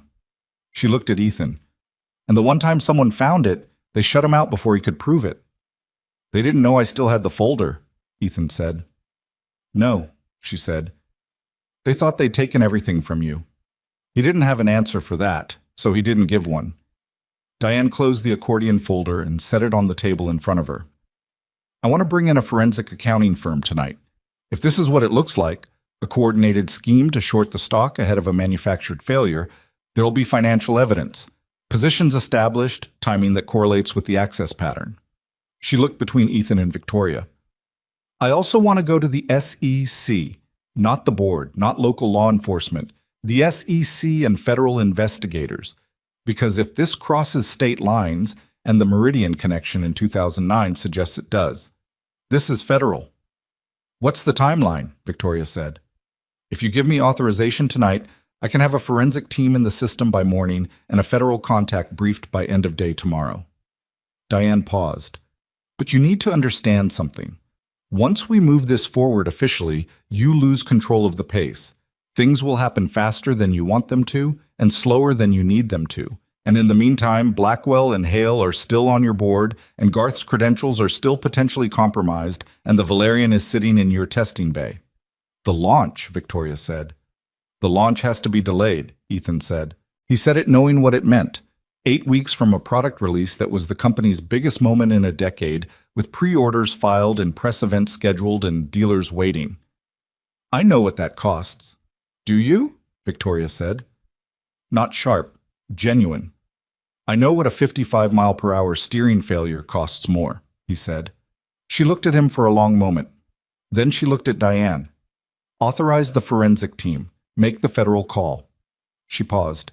"And get someone to pull the board's financial positions for the past 6 months. All of them." Diane picked up her phone. The afternoon moved into evening. Papers accumulated. Calls were made in corners of the conference room and voices kept deliberately low. Ethan sat at the table and answered questions when he had answers and said he didn't know when he didn't, which happened more than he liked, because the full shape of what Blackwell and Hale had built over years wasn't something one man with access logs and a 14-year-old accordion folder could see completely. At some point, someone ordered food, sandwiches from somewhere, delivered to the lobby. And Ethan ate half of one without tasting it because eating was what you did when you remembered to. At 7 in the evening, Preston appeared in the doorway of the conference room. He'd been in the testing bay all day, and he looked tired and slightly shrunken, like a man who'd been reassessing things. "The secondary log review," he said. "I went back through it myself. You were right. The access pattern during the maintenance window doesn't match Garth's normal usage profile." He said it with the difficulty of someone who found being right about the wrong thing distinctly uncomfortable. He looked at Ethan. "I should have found that." "You were looking for malfunction," Ethan said, "not deception. Different search." Preston nodded, said nothing else. Left. Victoria walked back into the conference room at 7:30 and sat down across from Ethan with the particular bone tiredness of a person who had been running on adrenaline and competence for 36 hours and was starting to feel the bottom of both. "Tomorrow morning," she said, "Blackwell has called a board meeting. He says it's about the Valerian delay. He's framing it as a leadership confidence issue." Ethan looked at her. He found out about the delay. I don't know how he found out, but yes. She rubbed the side of her face with one hand, a gesture that was unguarded enough to remind him that she was a person, not just a function. He's going to try to remove me before we can move the investigation forward. Can he do that? With Hale's vote and 2 others, yes, the board has removal authority. Does he have the votes? I don't know yet. She looked at the table, at the folders and printouts spread across it. I've been CEO of this company for 6 years. I brought in 4 of the 7 board members myself, but Blackwell has been here longer than any of them, and he's very good at the particular thing he's good at. She paused. Making people feel like the problem is the person pointing at the problem. Ethan knew that feeling with a specificity that went past professional and into something older and more personal, and he didn't say so because it wasn't the moment for it. The board meeting is at 9, Victoria said. I'll be there, Ethan said. She looked at him. It's not going to be a friendly room. No, he said. It's usually not when I'm in it.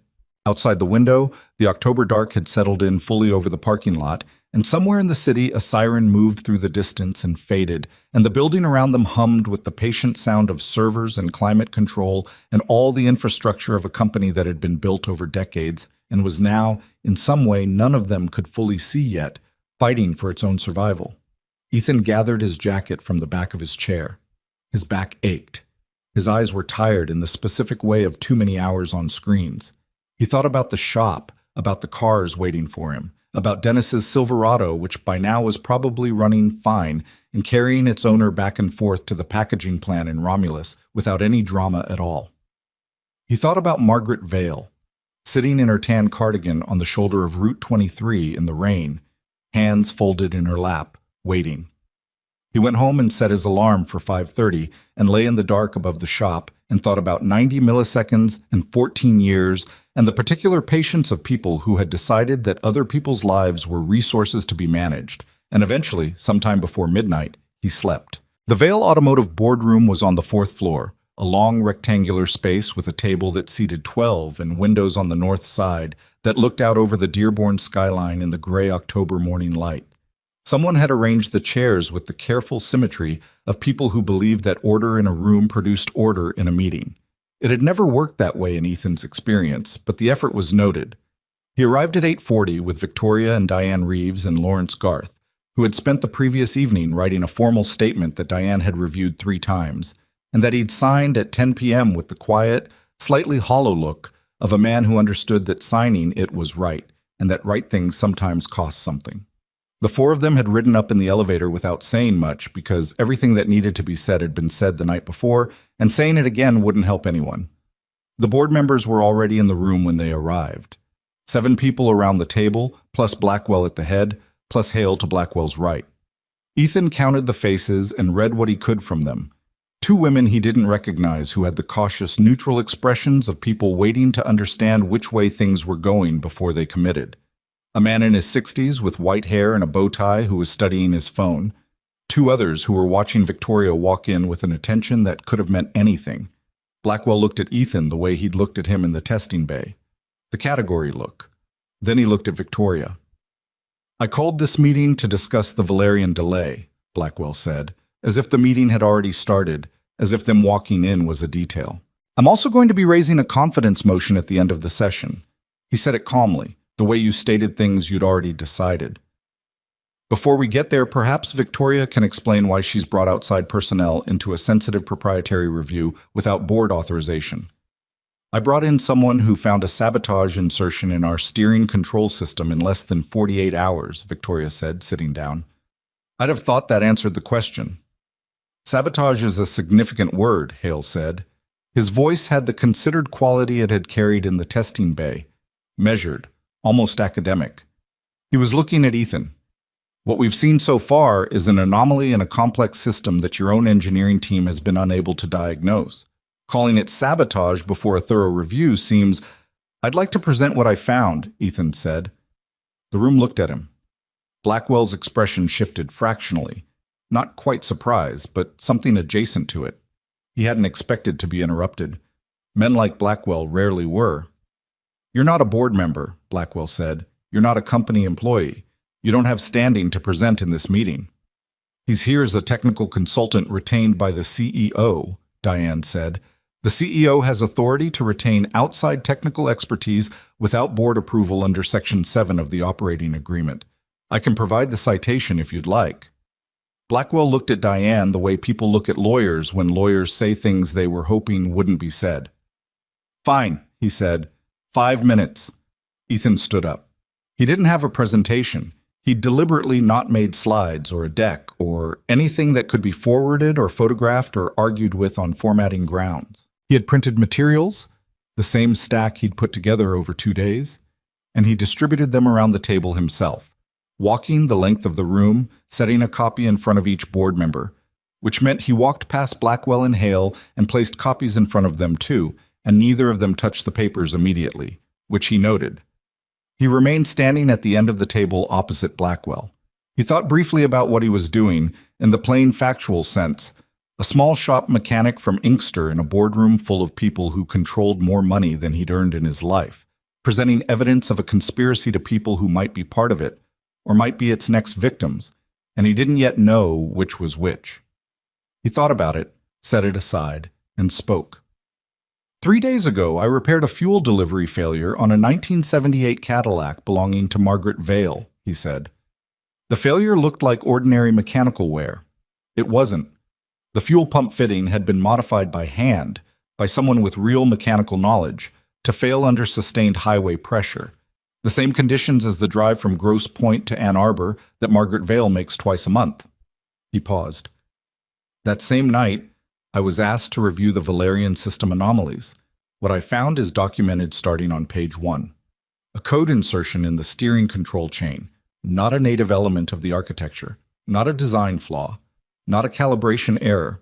A deliberate addition, written in a different style than the surrounding code, designed specifically to delay the emergency override response by 90 milliseconds under highway operating conditions. Page 4 shows the access log analysis, demonstrating that the insertion was executed during the maintenance window filed by Lawrence Garth in late September, using session credentials that Garth shared with a board member during a remote oversight call.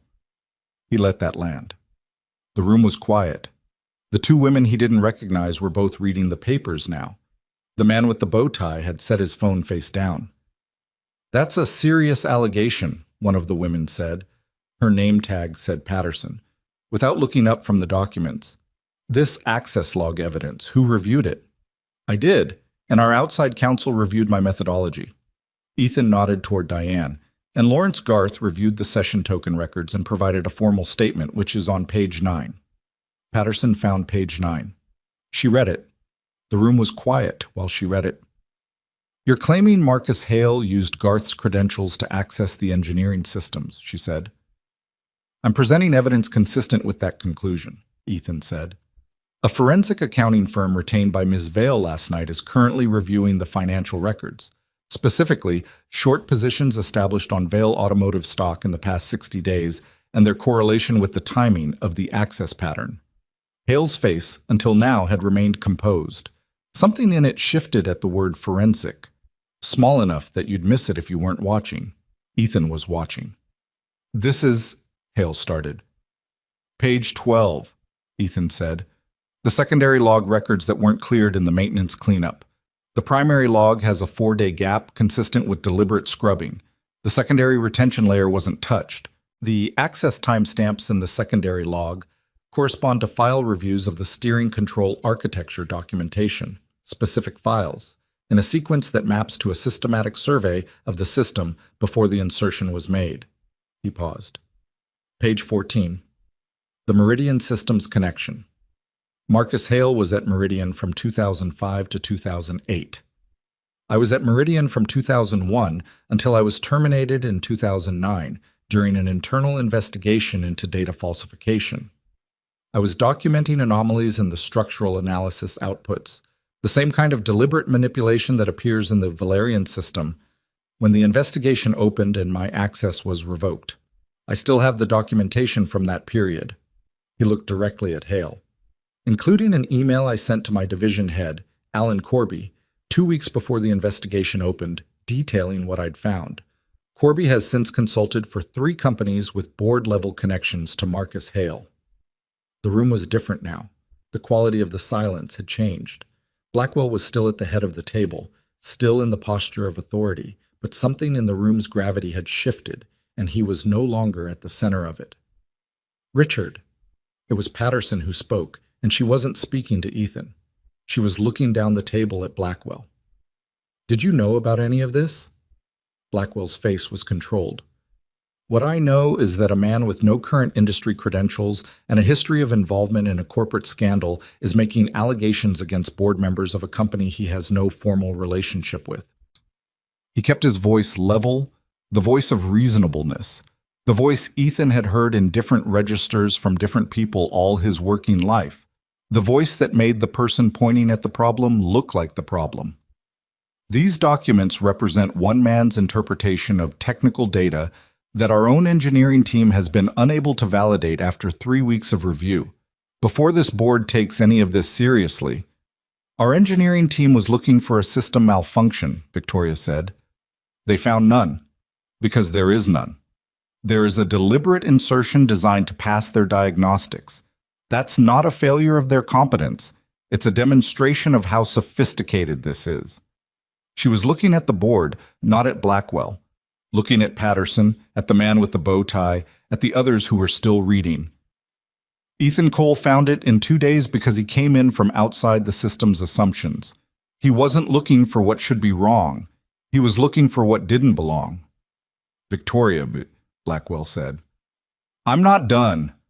Her voice had a quality that Ethan had not quite heard from her before. Not louder, not harder, but more settled, like someone who had decided they were done being careful. "I've been CEO of this company for 6 years.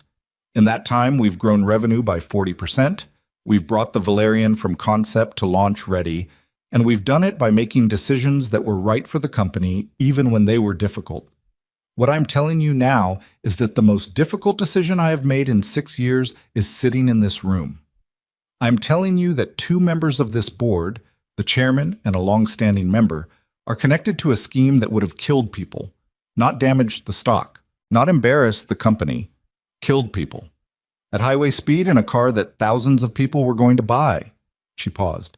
"If that doesn't override a confidence motion, I don't know what does." The room held that. Blackwell looked at Hale. It was a fast look, the kind between people who have a separate conversation running underneath the one everyone else can hear. Hale gave the smallest shake of his head. "Barely visible."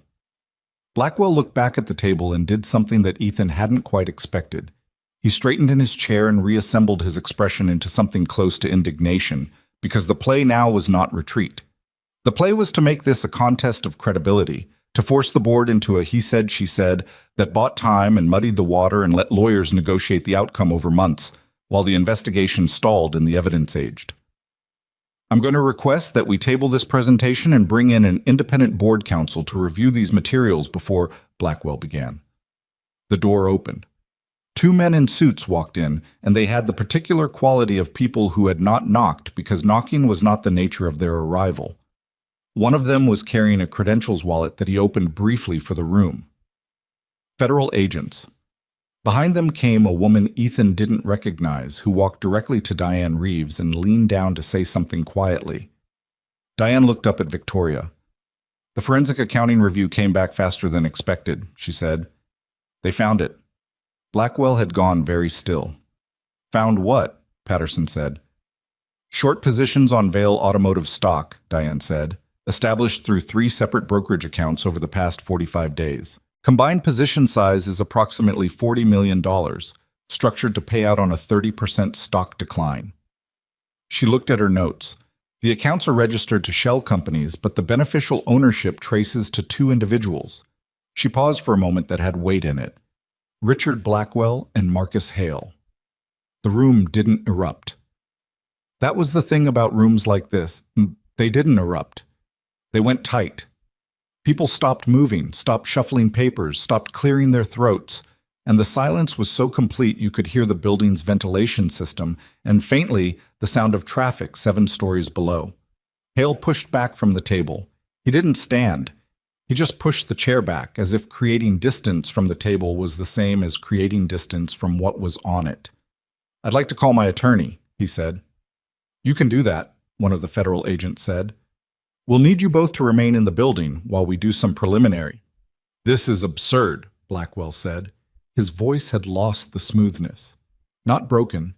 He wasn't the kind of man who broke easily, but the surface had cracked enough to show what was underneath, which was someone who had spent a long time being the one who controlled the pace of things and was discovering that he no longer did. "You're going to take the word of a fired mechanic over." "I wasn't fired," Ethan said. "I was included in a termination that was based on an investigation that was designed to shut down the person who was finding what you'd done. And you didn't get all of it, because I kept the folder." Blackwell looked at him. For a moment it was just that. Two men on opposite sides of 14 years of something, and whatever Blackwell was looking for in Ethan's face, the satisfaction of having finally gotten there, the anger, the vindication, he didn't find it. Because what Ethan felt in that moment was not any of those things. It was something quieter, the sense of a long-held breath finally being released. "Sir?" The federal agent moved toward the end of the table. "We need you to stay seated."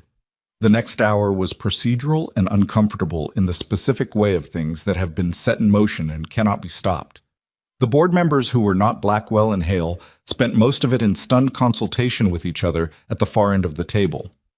Patterson asked Ethan 4 more technical questions and received 4 answers she appeared to find satisfactory. Garth was called in at some point and gave his statement to one of the agents in the corner of the room, standing with the posture of a man who knew he'd been used and was doing the thing that needed doing about it, which was the best available outcome for him. Ethan sat in a chair against the wall, not at the table, not in the meeting, just present, and drank a cup of coffee that was actually decent, from a carafe someone had set up near the door, and watched the procedural machinery move around him. Victoria sat at the table through all of it, answering questions from the agents when they had them, signing documents when Diane put them in front of her, holding the position of CEO with the particular kind of effort that looks like no effort at all and costs more than most people would pay. At some point, in a brief gap between questions, she looked over at Ethan across the room. "Are you okay?" she said. The question surprised him. Not the question itself, but that she'd asked it. He thought about it honestly. "Yeah," he said. "I'm okay."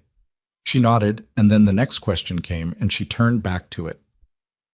By noon, Blackwell and Hale had been escorted from the building. By 1 in the afternoon, an emergency board session had voted to suspend their board memberships pending the federal investigation. By 2, Patterson had been appointed interim board chair.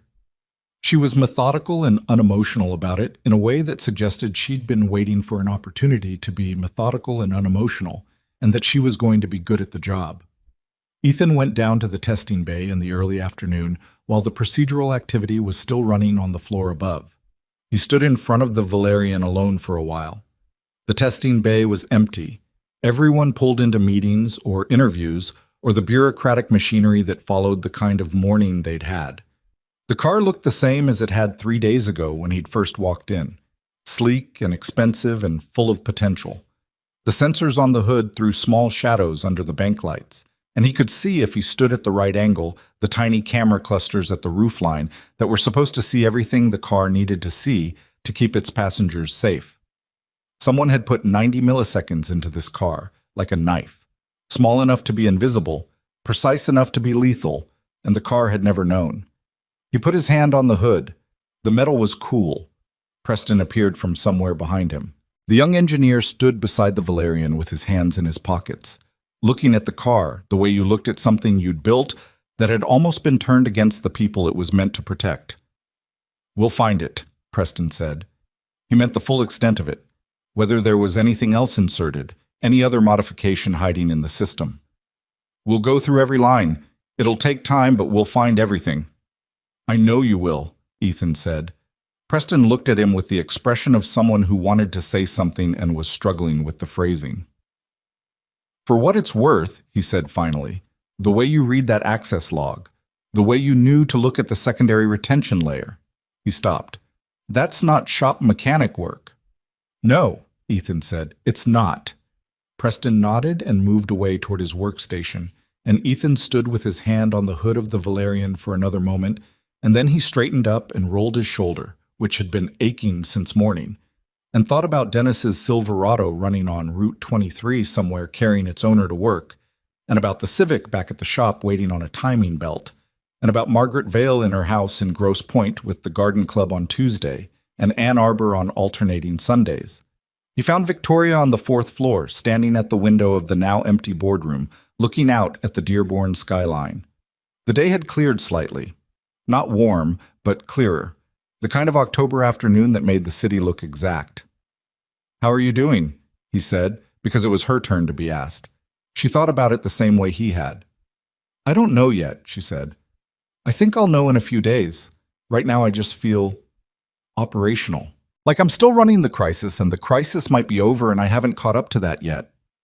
"That's about right," he said. She turned from the window. "The Valerian delay is going to cost us," she said. "Not fatally, but significantly. We'll have to reopen the pre-order window, manage the press, explain the delay without explaining everything behind it, while the investigation is active." She said it with the flat honesty of someone taking inventory. "It's going to be a difficult few months." "I know." "The company will survive it," she said. "I'm reasonably sure of that." A pause. "Are you going back to the shop?" "Tomorrow," he said. "I've got a Civic waiting on a timing belt and a diagnostic I promised by Friday." She looked at him for a moment. He thought she was going to say something formal. "Thank you. Here's a check. The company appreciates your contribution." The executive version of the conversation. Instead, she said, "My mother wants to have you over for dinner." He blinked. "She called me this morning before any of this." Victoria gestured generally at the boardroom, the morning, the last 3 days. She said she'd been thinking about the mechanic who fixed her car and didn't charge her, and that she wanted to make him a proper meal. She paused. "She makes a very good pot roast. She'll tell you it's nothing, but it's actually quite good." He thought about Margaret Vale in her tan cardigan, hands folded in her lap in the rain, waiting with the patience of someone who had long ago decided that most things could be waited through. "Tell her I'd like that," he said. Victoria nodded. There was a quality to her face in that moment that was different from the CEO expression, different from the crisis management expression, something more simply human, the face of a daughter whose mother was fine and whose company was going to survive and who had just spent 3 days watching someone do the right thing at personal cost without making a performance of it. "Ethan," she said. "Yeah." "Thank you." She said it simply, without the professional apparatus around it.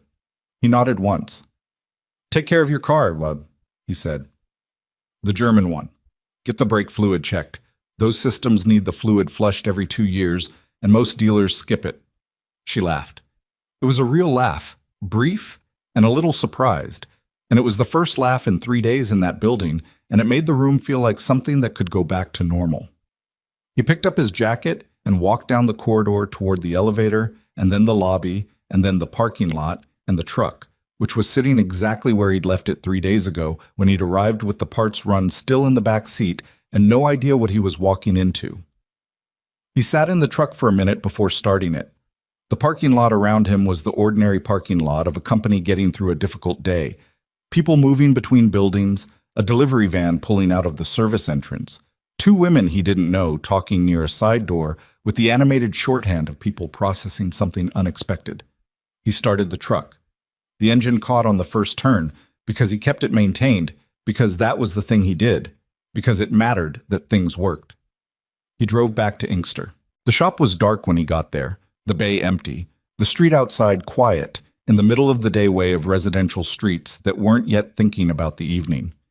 He unlocked the bay door and rolled it up and stood in the entrance for a moment, looking at the Civic on the lift and the stack of work orders on the desk and the smell of the place.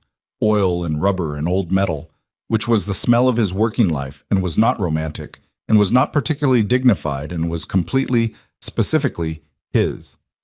He got his tools out and went to work on the timing belt because the timing belt wasn't going to fix itself. And Mrs. Kowalski, who owned the Civic, needed her car by Friday. And Ethan Cole was a man who did what he said he was going to do, which was, when you stripped everything else away, the reason the last 3 days had happened the way they did. The timing belt on Mrs. Kowalski's Civic took 3 hours and 40 minutes, which was about right for a job that the manual said took 2.5 hours, because the manual was written by people who didn't account for a seized tension or pulley and one bolt that had been cross-threaded at some previous service and had to be worked out slowly with a tap set and patience. Ethan finished it just after 5, lowered the lift, started the car, and listened to the engine for 2 full minutes before he was satisfied.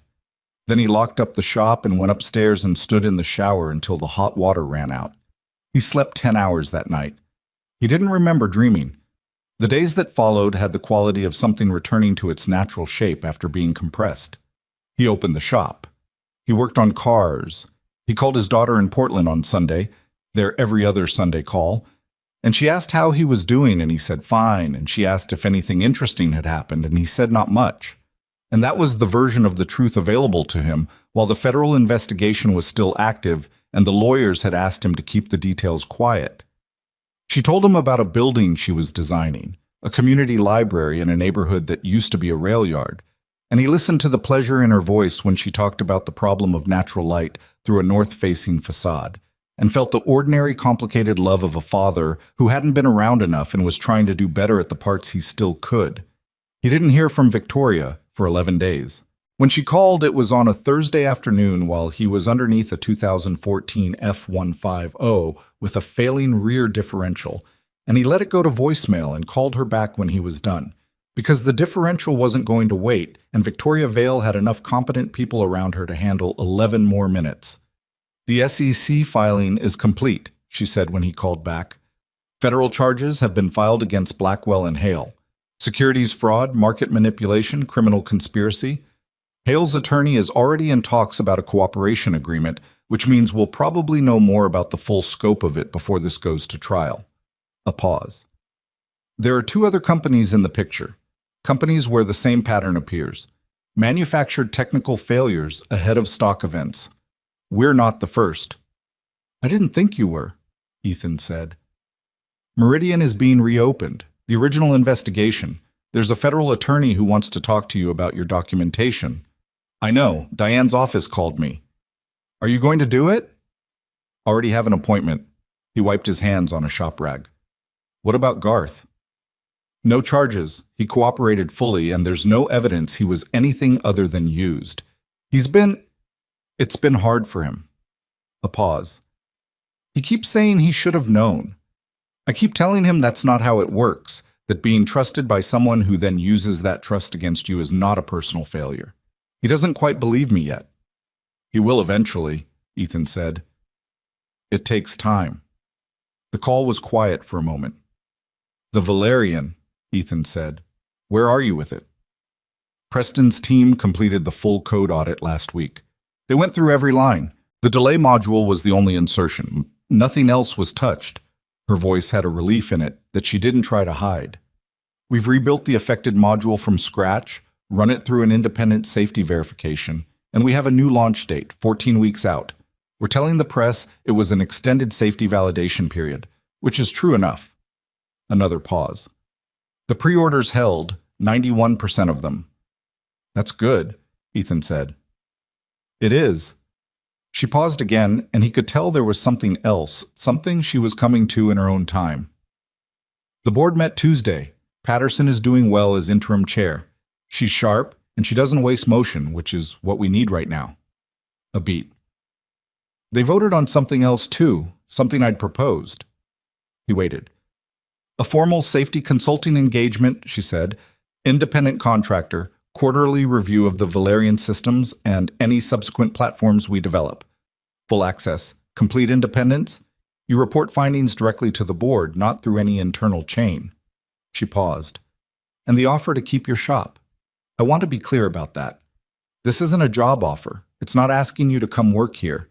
It's asking you to be the person who looks at what we build from outside our assumptions, the way you did 3 weeks ago. On your schedule, in your shop, on your terms." He sat with that for a moment. Outside the open bay door, a car went past on the street, slowing for the speed bump 2 houses down, and then the neighborhood was quiet again in the Thursday afternoon way it always was. A dog somewhere, a kid's voice, the distant sound of a leaf blower on the next block. "What's the quarterly commitment look like?" he said. 3 days, maybe 4. We'd send you the documentation ahead of time so you're not reading cold when you come in. Travel, compensation, all of that. Diane will have the contract language when you're ready." She paused. "Ethan, I know what this job looks like from the outside. I know it's not the same as what you had before. But what I need is someone who won't be captured by our internal logic, who will read our systems the way you read my mother's engine. Like someone with nothing to prove and nothing to protect." "That's a specific thing to need," he said. "You're a specific kind of person," she said. "They're not common." He thought about what to say, and then decided that the honest answer was simpler than whatever else he might try to dress it up as. "Send me the contract," he said. "I'll read it." He heard something that might have been relief in her exhale. "One more thing," she said. "My mother, Sunday. She's been asking since the week after everything happened, and I've been putting her off because I thought you needed time, but she's fairly persistent." "I remember," Ethan said. "Tell her Sunday works." Margaret Vale's house was in a neighborhood of old brick homes with deep front porches and oak trees that had been there long enough to heave the sidewalks. The house itself was cream-colored with dark green shutters, and the garden in front had been put to bed for winter with the careful attention of someone who took the coming spring seriously. Ethan parked on the street and sat in the truck for a minute, not out of anxiety exactly, but because there was something about the house that required a moment, something settled and deliberate about it, the quality of a place that had been lived in honestly for a long time.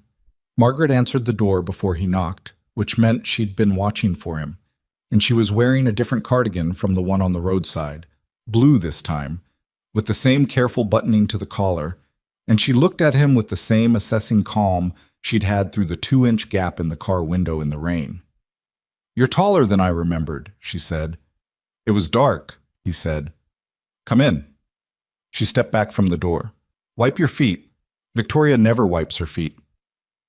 The inside of the house was the inside of a house where someone had lived a full life without trying to edit it into a magazine. Books on the shelves in no particular order. A piano in the corner of the living room with sheet music open on the stand. Family photographs on the walls in an accumulation that had grown organically over decades, rather than being arranged all at once. It smelled like the pot roast that Victoria had promised, and underneath that like old wood and dried flowers from the garden. Victoria was already there, sitting at the kitchen table with a glass of wine, looking more relaxed than he'd seen her in 3 weeks, which wasn't saying much but was noticeable. She raised the glass slightly when he came in. "She wouldn't let me help with anything," Victoria said. "I've been sitting here for 40 minutes. "You'd be in the way," Margaret said from the stove. "I cook," Victoria said to Ethan, with the mildly defensive tone of someone who'd been having this argument for decades. "She makes one thing," Margaret said. "A pasta. It's fine." Ethan sat down at the kitchen table. Margaret produced a beer from the refrigerator and set it in front of him without asking, which he appreciated. "How's the car?" he said. "Running perfectly," Margaret said. "I had it looked at by the shop you recommended. The young man there? Kenny. He went through the whole fuel system. He was very thorough. He also told me the carburetor needs rebuilding, which I already knew, and that the tires are aged, which I also already knew." She stirred something on the stove. "I told him I'd deal with it in spring. He looked at me the way young people look at you when you've made a decision they don't agree with." "Aged tires can be a problem," Ethan said. "So can giving in to everyone who tells you what to do with your own property," she said, without heat. "I drove that car in worse condition than this for 30 years. It knows me." He didn't argue. There was a version of that logic he understood better than most people would assume. They ate at the kitchen table, not the dining room, which Margaret said was for occasions, and this was just dinner. And the pot roast was as good as Victoria had said, and the conversation moved the way conversations moved in houses like this, without agenda, touching things, and leaving them and coming back. Margaret asked him about the shop, about what it was like to work alone, about whether he missed the engineering work. He answered honestly, which with her seemed like the only available mode. "Do you?" she said. "Miss it?" He thought about the honest answer. I missed what I thought it was going to be, he said.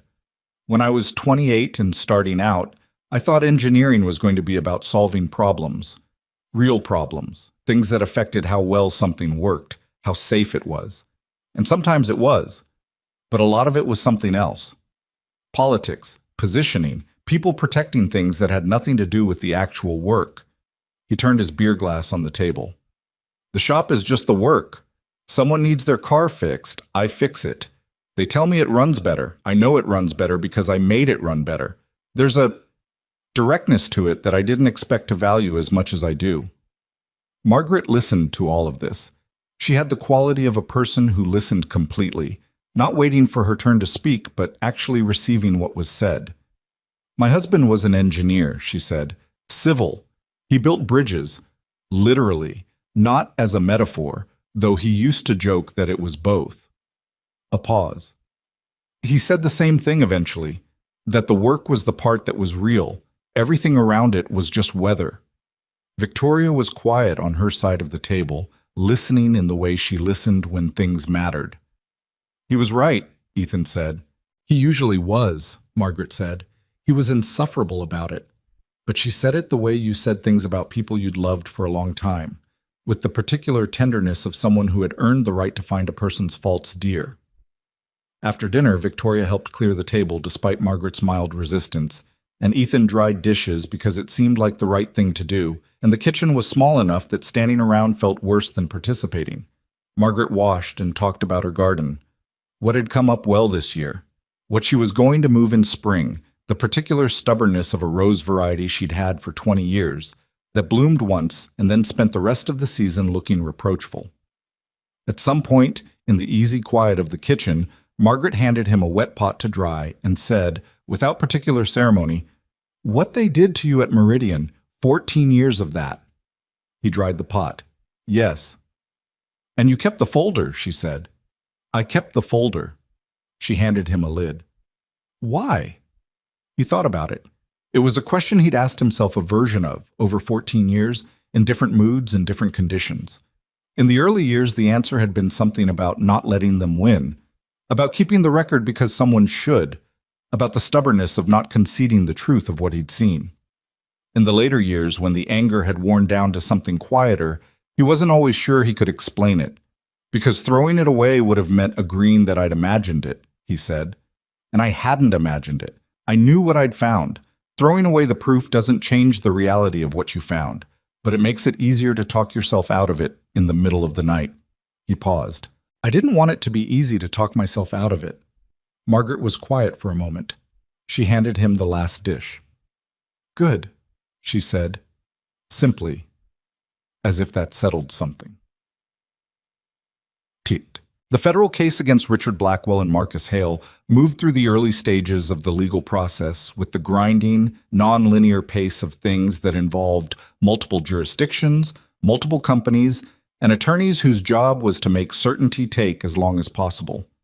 Ethan followed it the way you followed things that had happened to you, but that you were no longer inside. With attention, but without the daily anxiety of someone waiting for a verdict to determine the shape of their life. What came out over the following months, through the investigation and the cooperation agreement Hale's attorney had negotiated, was larger than even Diane Reeves had initially suggested. The scheme went back not 14 years, but closer to 20. Blackwell and Hale had met in the late 1990s during a period when both were navigating the edges of the automotive industry. Blackwell in investment, Hale in corporate development, and had recognized in each other a particular appetite, not for building things, but for the leverage that came from knowing where things were fragile. They had developed, over years of iteration, a method. Find a company with a high-stakes technical project, gain access to its internal systems through board positions or consulting arrangements, or the kind of casual credential sharing that was endemic to engineering cultures that trusted each other too much. Insert a failure. Time, the failure to maximum stock impact. Position accordingly. Move on before the dust settled. Meridian had been the fourth company. Vail Automotive would have been the seventh. Alan Corby, Ethan's former division head, entered into a cooperation agreement of his own and confirmed what Ethan had suspected. that the internal investigation at Meridian had been directed from outside, shaped to look like it was finding the problem while actually burying it, and that the terminations, including Ethan's, had been chosen specifically because the people who were let go were the ones who were closest to understanding what had actually happened. Corby had known, or had known enough, and had made the calculation that most people made when the choice was between their career and the right thing. He said this in his statement with the flat, exhausted honesty of someone who had been carrying it for a long time. Ethan read the statement. He didn't feel what he'd expected to feel, which was something like vindication or rage or the particular satisfaction of being proven right after being told for years that he was wrong. What he felt was something more complicated and less satisfying, a kind of sorrow for the shape of it, for the ordinary human failure that was at the center, the ordinary way people chose the comfortable path and then lived inside the choice they'd made. He thought about that for a while, and then he went back to work, because the work was the thing that was real, and the cars didn't wait. The formal clearing of his record came through the following spring, a letter from the federal attorney's office, dry and procedural in language, confirming that the findings of the original Meridian investigation had been vacated and that the records pertaining to his termination had been corrected. He read it twice at his kitchen table with a cup of coffee going cold beside him, and then he put it in the accordion folder with the 14-year-old documentation and put the folder back in the bottom drawer. His daughter called that weekend, not the regular Sunday call, but a midweek call, which meant Victoria had told her or the news had reached her some other way.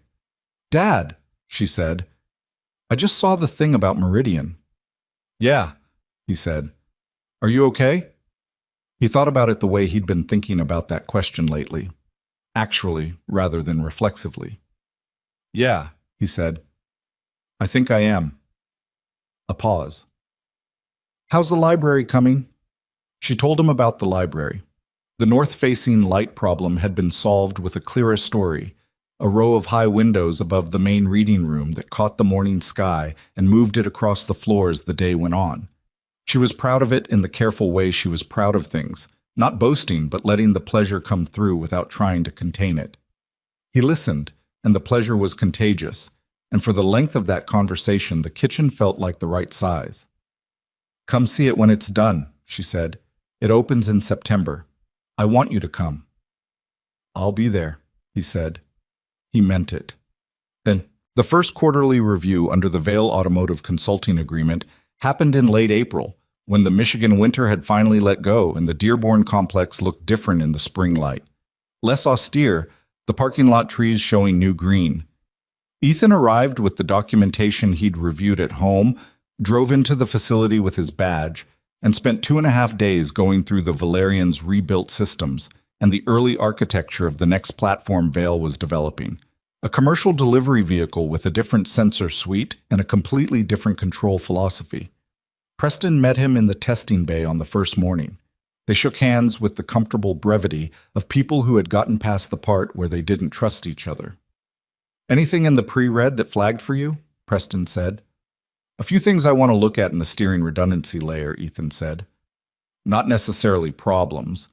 Just want to see how they handled the backup pathway architecture after the rebuild." "Come on," Preston said, and walked him to the workstation, and that was how it went. Professional and direct and without the performance of last time, which was the way things worked when they'd been through something together and come out the other side still standing. On the second day, Victoria stopped by the testing bay in the early afternoon. She didn't stay long. She had the compressed schedule of someone running a company in a complicated period, but she stood beside the workstation for a few minutes and asked about the delivery vehicle architecture, and he told her what he was seeing, and she listened in the way she listened when it was technical information she needed rather than technical information she was performing interest in. "The Valerian sales numbers came in," she said before she left. "First month of the new launch window. How are they?" "Better than projected," she said. "Not by a lot, but better." He nodded. "People are buying it because it's safe," she said. "That's what the focus groups are saying. After everything, the delay, the vague press about extended safety validation. The buyers who stayed are the buyers who cared about safety first, which turns out to be the best buyers to have." She paused. "I thought you'd want to know." "I did," he said. "Thanks." She left. He went back to the architecture review.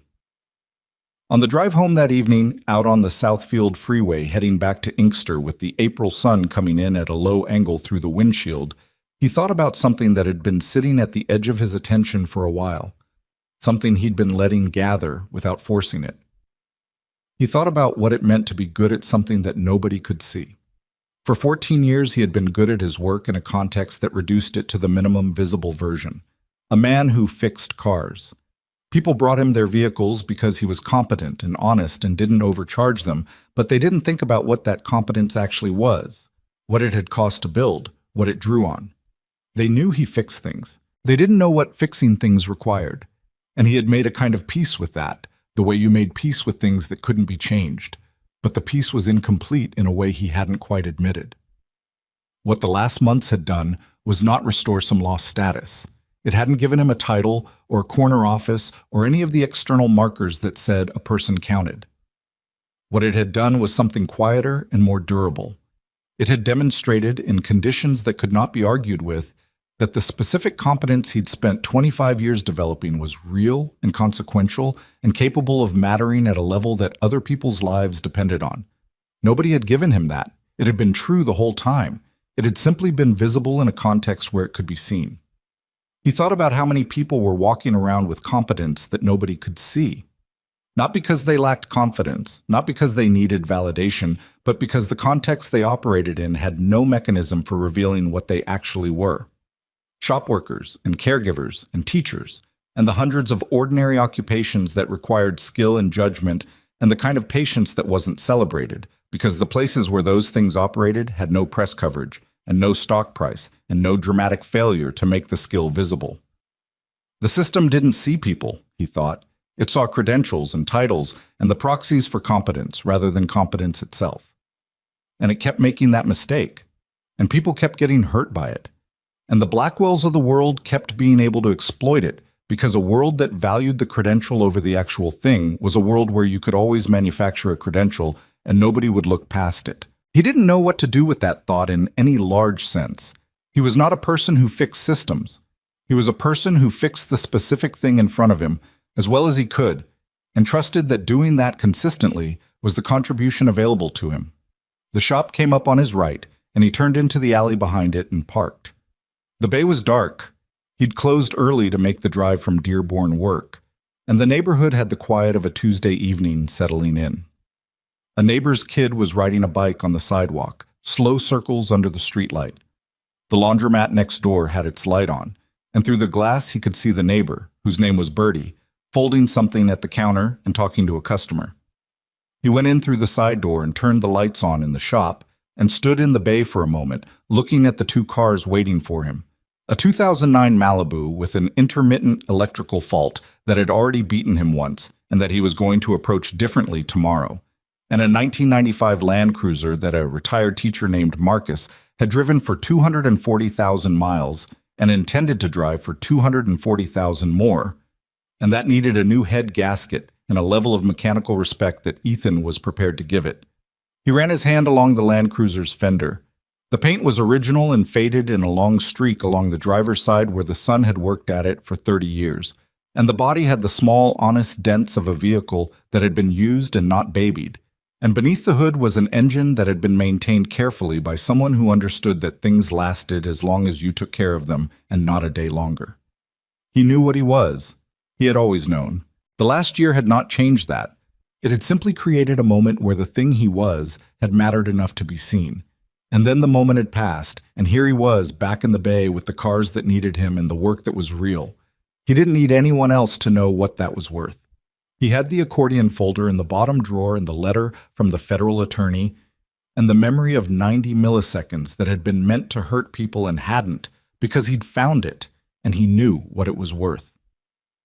He turned off the main bay light and left the side lamp on, the way he always did when he was coming back in the morning, and went upstairs to the kitchen and cooked a proper meal for the first time in a week, because the consulting check from Vail Automotive had landed, and he'd bought good ingredients, and he had the time, and the kitchen was his, and the evening was quiet, and these were the things that constituted a life when you stripped away everything that didn't hold up.